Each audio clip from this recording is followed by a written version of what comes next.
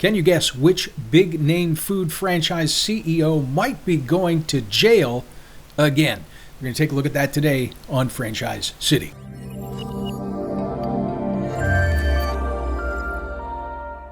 With over 2,300 locations, you would think that you would have heard something about this story, but anyone I speak to says they have not heard a peep. Now, you might be thinking this is the New York Bagel story, where Joseph Smith got 3.5 years in prison for ripping off millions of dollars from unsuspecting franchise buyers. You might be thinking this is the franchise group's Brian Kahn, who just had to step down as the Securities and Exchange Commission was looking into some of his business dealings.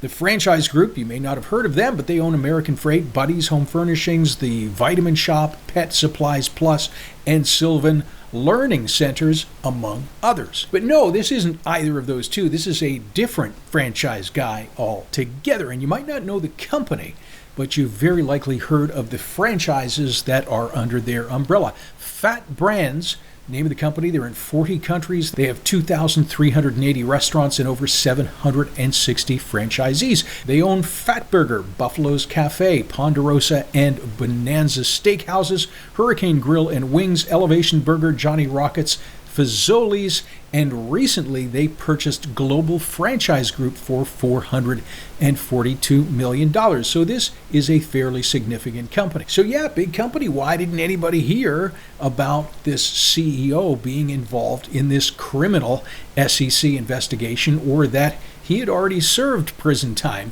for a similar conviction? I'll start at the beginning.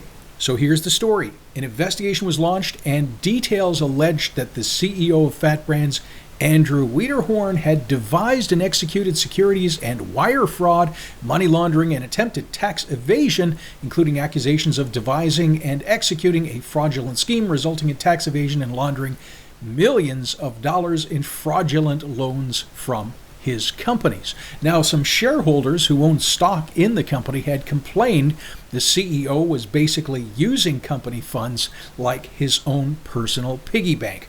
$183,000 to a London jeweler, $150,000 down payment on a Rolls Royce, $100,000 to a Beverly Hills divorce attorney, also shuttling millions of dollars through his son's PayPal account, supposedly to get rewards points.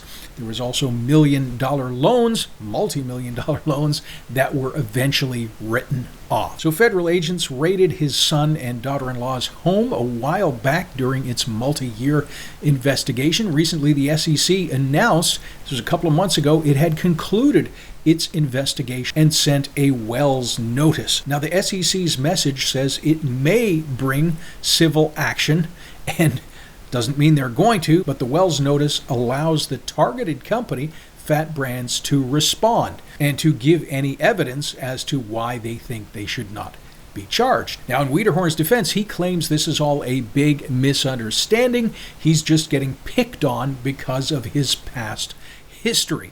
So let's take a look. What exactly is his past history? Let's zip back to a 2006 article that was in Forbes. Andrew Wiederhorn was accused of being at the center of one of the worst pension frauds ever committed by an investment advisor. As much as $160 million was drained from a Portland, Oregon investment company, and investors charged some of the money financed his lavish lifestyle, including renovating his $5 million mansion with such items as a $15,000 bathroom mirror. Wiederhorn pleaded guilty to charges of filing a false tax return and giving an illegal gratuity.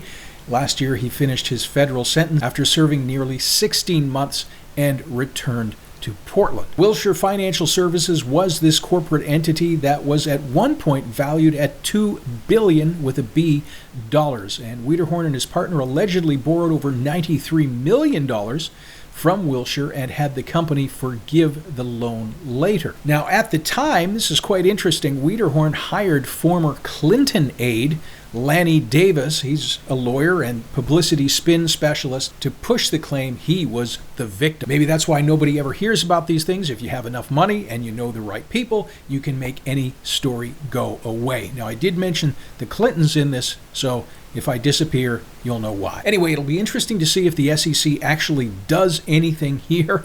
And if anyone hears about this story again, Wiederhorn resigned as CEO of Fat Brands about a year ago. Just before he did that, he borrowed $16 million from another one of his companies, following which Fat Brands' board of directors agreed the company would fund those loans. And later, they just forgave the loans entirely. So Wiederhorn is no longer CEO of Fat Brands, but he's still a board member and controlling shareholder, as well as an outside consultant and strategic advisor to the restaurant company. Keep an eye out for this story and let you know. Please like and subscribe. Thank you very much for watching.